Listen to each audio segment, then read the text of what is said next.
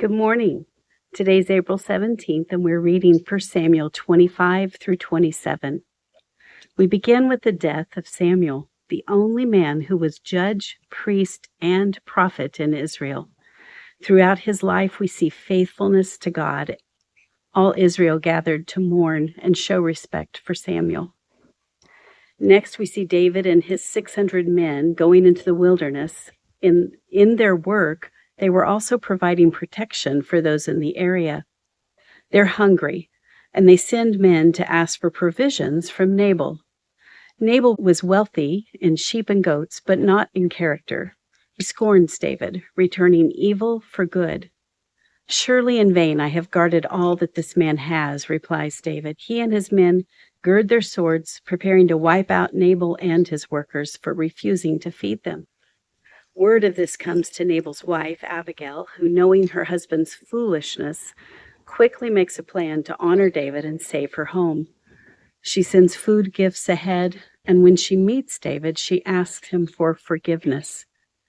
David receives the gifts, blesses God, and blesses Abigail for her discernment, telling her to go in peace. The next morning, when Abigail tells Nabal, his heart sinks, and 10 days later, he dies. David sent for Abigail to be his wife, along with Ahinoam. In chapter 26, David has the opportunity to kill King Saul, but he does not see this as permission from the Lord. He knows the kingdom will be his, but he does not try to make it happen now.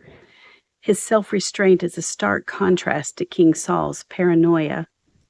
David is loyal and humbly waits on God's timing.